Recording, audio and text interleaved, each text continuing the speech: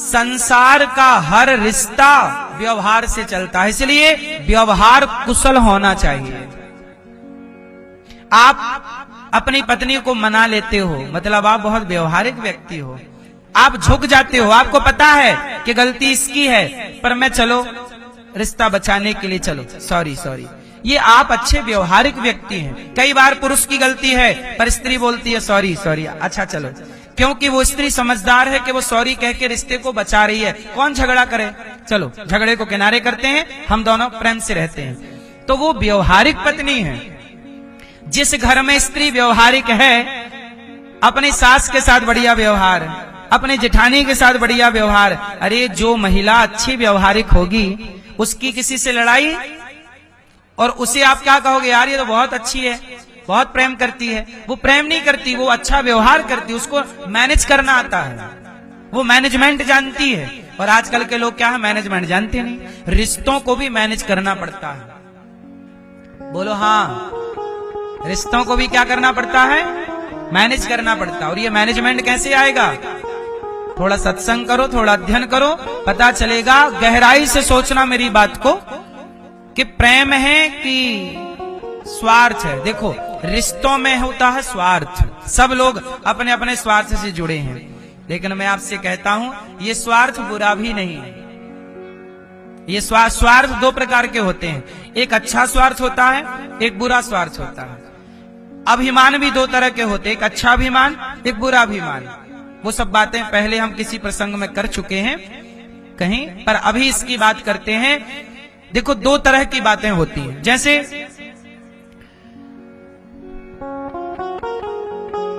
दो तरह का, जैसे पति पत्नी का जो आप कहते हो ना प्रेम है, ये क्या है, स्वार्थ होता है। स्वार्थ दो तरह का है। एक स्वार्थ ये है कि आप दूसरी स्त्री को देखने लग गए, दूसरी का स्वार्थ आ गया, तीसरी का, रावण को सीता का स्वार्थ चढ़ गया, दुशासन को द्रौपदी का स्वार्थ चढ़ गया कि भाई अब मेरी पत्नी तो है, जरा मैं इसके भी शरीर को देखूं, उतार दो इसके कपड़े, इसे भी देखें कि कैसी दिखती है।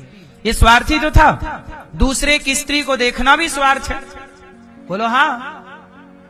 तो एक स्वार्थ है जो दूसरे के पुरुष या स्त्री को दूसरे के पैसे को देखा जाए, दूसरे के धन को हड़प लिया जाए, किसके जेब का रुपया मेरे पे कैसे आ जाए, इसकी जमीन मेरी कैसे हो जाए, ये एक स्वार्थ है। लेकिन ये स्वार्थ बुरा है।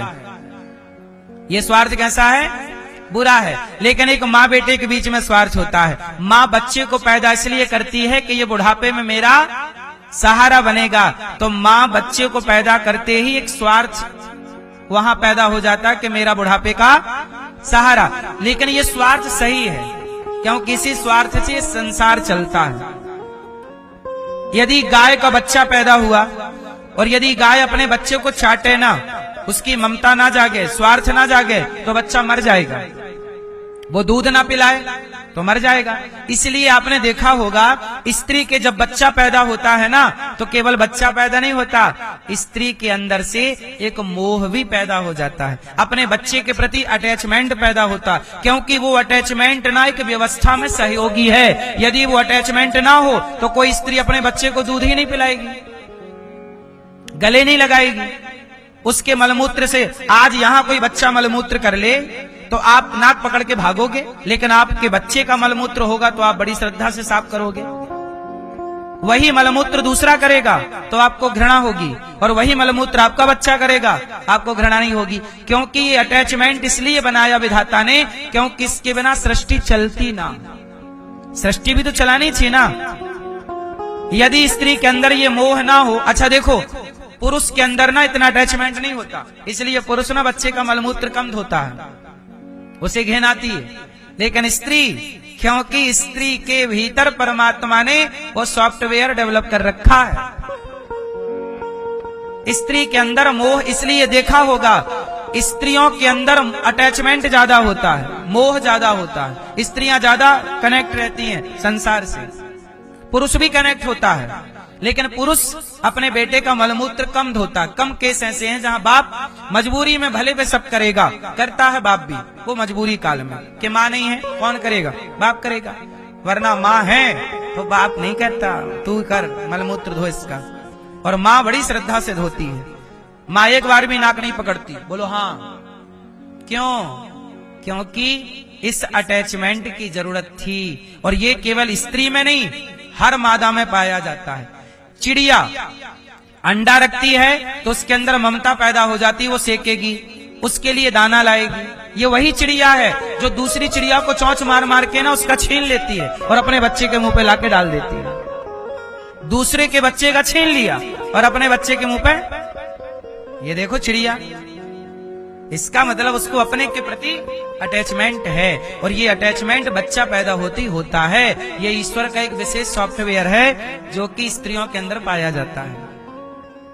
ये एक प्रकार की व्यवस्था है जिसे आप मोह भी कह सकते हैं। क्या बोलते हैं? मोह। ठीक है, ये जरूरी है, ये गुड है, पर जरूरत से ज्यादा ना हो। अब तुम्हारा बेटा बड़ा हो गया, चिड़िया क्या करती है? चिड़िया का बच्चा बड़ा होता है ना, जब पंख वंख आ जाते तो चिड़िया का बच्चा फुर्र से उड़ जाता है, फिर पलट के चिड़िया कभी उस बच्चे की तरफ नहीं देखती। ऐसे आपके बच्चे जब बड़े हो जाएं, पांव पे खड़े हो जाएं, शादी ब्याह कर दो, सेल्फ डिपेंड हो जाएं, तो आप सेल्फ डिपेंड बना दो, आत्मनिर्भर बना दो, और आप अपने बच्चों से मन हटा के वही वाला अटैचमेंट, वही वाला प्रेम आप भगवान के चरणों में कर लो, आपका कल्याण हो जाएगा। अब लेकिन आप लोग गलती क्या करते हैं? सारी जिंदगी बेटा बेटा बेटा, पहले बेटा बेटा, फिर बेटे का बच्चा हुआ, पोता पोता पोता पोता पोता पोता, जाता ही नहीं तुम्हारा मोह। इसलिए एक टाइम तक मोह अच्छा है, जब तक बच्चे चल फिर ना पाए, जब तक बच्चे सेल्फ डिपेंडेंट ना। अब हो गए ना, अब मन भगवान में लगाओ। वही प्रेम जो भगवान ने तुम्हारे भीतर सॉफ्टवेयर डेवलप किया है, उसी से भगवान को रिझाओ, वही वाला प्रेम। लेकिन आप लोग संसार में उलझे रह जाते हैं। इसलिए मेरी माँ, संसार से करो व्यवहार, भगवान से करो प्रेम। पत्नी कहती है मेरे हिसाब से चलो, पति कहता है मेरे हिसाब से चलो। पत्नी कहती है मेरे हिसाब से चलो, पति बोलता अच्छा चल, तू जैसे कहेगी मैं तेरे हिसाब से चलूंगा। अब बताओ, पत्नी कहती है मेरे हिसाब से चलो, पति कहता है ठीक है मैं तेरे हिसाब से चलता हूँ। अब बताओ, पत्नी प्रेमी है कि पति प्रेमी है? यहाँ प्रेम कहाँ है? पति के पास है कि पत्नी के पास है? आपने कहा पति से कि आप मेरे हिसाब से चलो, पति बोला ठीक है मैं तेरे हिसाब से चलूंगा। अब बताओ, इन दोनों में प्रेमी कौन है? पत्नी प्रेमी है कि पति? जोर से, जोर से। कौन? जो अपने हिसाब से चलाए वो प्रेम नहीं है। जो अपने हिसाब से चलाए वो प्रेम नहीं है, जो सामने वाले के हिसाब से चले वो प्रेम है। इसलिए प्रेम क्या है? समर्पण का नाम ही प्रेम है। समर्पण का नाम ही प्रेम है, आत्मसमर्पण। हम आपके जैसे अब रखो आपकी मर्जी, फूलों में रख चाहे कांट चुभा दे, चाहे फूलों में रखो चाहे कांटों में रखो। तेरे फूलों से भी प्यार, तेरे कांटों से भी प्यार, तू जो भी देना चाहे दे दे मेरे सरकार। ये है प्रेम।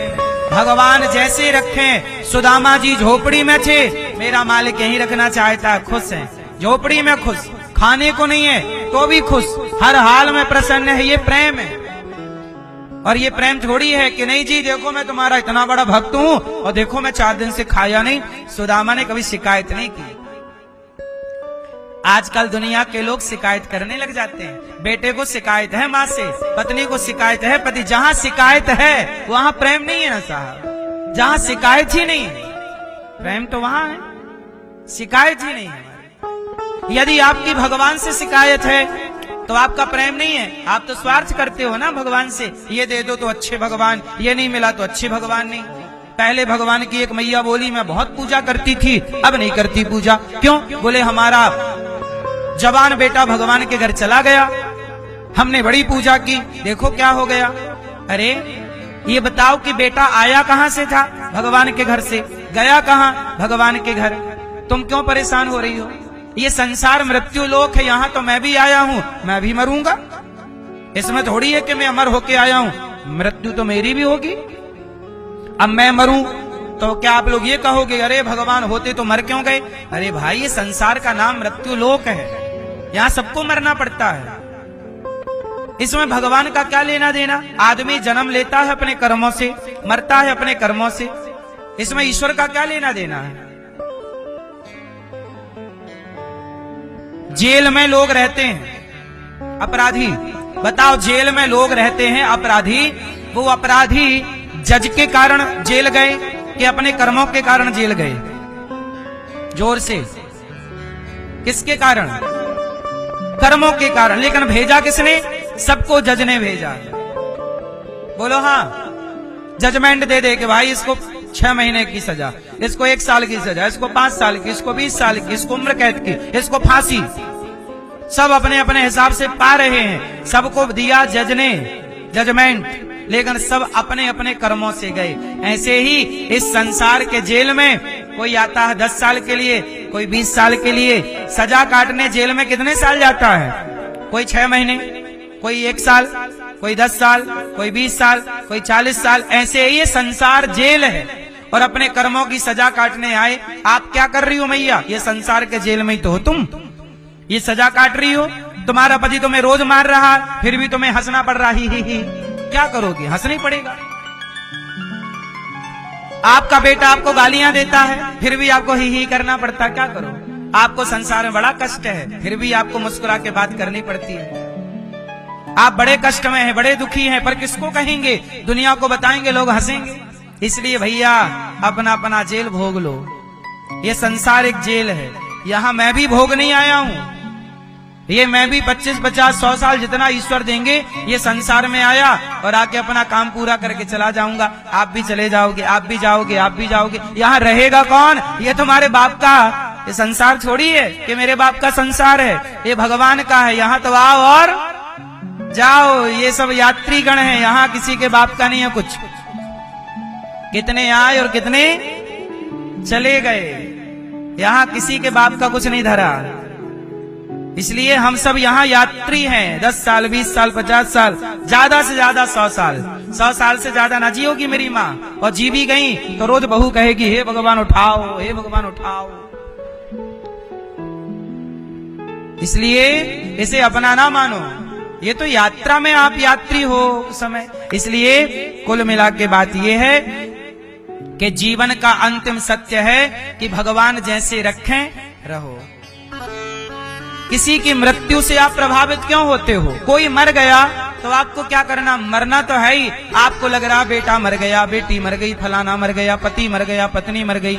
ये याद रखो कि एक दिन आपके पति को भी, आपकी पत्नी को भी, आपके अपनों को मरना पड़ेगा।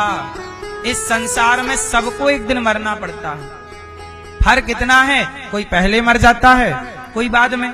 तो लोग कहते हैं अरे उसकी उम्र ही क्या थी, वो तो उसकी तो 20 साल आयु थी, 25 साल आयु थी, 10 साल आयु थी, उसके मरने की उम्र थोड़ी थी।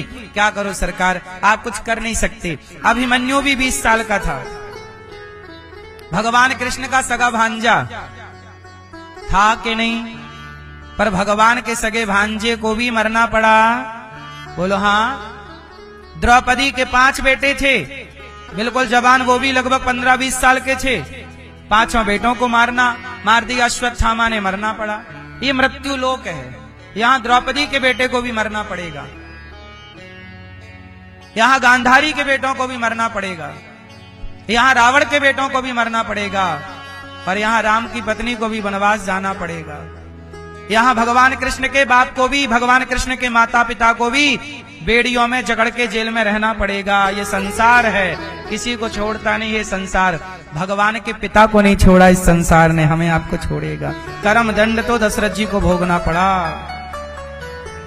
बोलो हाँ। इसलिए साहब, शिकायत जहां है वहां प्रेम नहीं है। हे प्रभु, आप जैसा आप हंसा रहे हो आपकी कृपा, आप रुला रहे हो कृपा। हम तो बिल्कुल विपरीत चलते ही नहीं ईश्वर के। जो दें भगवान उसमें मस्त रहते। हम भूखे हैं, हम शिकायत नहीं करते कि आज हम भूखे, कोई बात नहीं, आज हमारे भगवान की यही इच्छा है। आज हमने 56 भोग खाया, हमने किसी से नहीं कहा, क्योंकि आज भगवान की यही इच्छा है। हम कभी कुछ नहीं कहते, शिकायत कभी नहीं करते। हमने कभी किसी से कोई शिकायत नहीं की। क्यों? जो हो रहा है वो भगवान की। अच्छा ये बताओ, जो हो रहा है वो आपकी मर्जी से कि भगवान की मर्जी से? फिर आप क्यों परेशान हो रहे हो? आप क्यों परेशान हो? आप खुश रहो ना। आपके खाते पे हंसी खुशी है और हंसो, मुस्कुराओ, क्योंकि आपके सोचने से, टेंशन लेने से कुछ बदलने वाला नहीं है। सिर पटकते रहो, मर जाओ, कोई बदलने वाला, यहां जो होना है वो होगा। इसलिए भगवान का चिंतन करते रहो, अच्छे कर्म करते रहो, बिंदास जिंदगी जीते रहो। जो हो रहा है, राम वनवास गए, किसका दोष था? कहने से, कहने की बातें हैं कि कैकेयी ने भेज दिया। कैकेयी की क्या ताकत कि भगवान को भेज दे? वो तो होनी थी, हो गई, निमित्त बन गई कैकेयी, निमित्त बन गई मंथरा। वरना राम का वनवास कैकेयी क्यों करती भाई? जगत के पालनहार को कौन वनवास भेज सकता है? लेकिन होनी तो होके रहे, अनहोनी ना होए। और जाको राखे राम जी, मार सके ना कोई। प्रहलाद को आग में लेके बैठ गई होलिका, आग जल गई, होलिका मर गई, प्रहलाद का बाल भी बांका नहीं हुआ। मैं नहीं मरूंगा, भगवान चाहेंगे तो मुझे आप आग में जला दो, मैं बच जाऊंगा, और मारना चाहेंगे तो यहीं बैठा बैठा मर जाऊंगा। अभी प्लेन हादसा हुआ अहमदाबाद में, प्लेन टकराई बिल्डिंग से, सारे लोग मारे गए, एक बच गया।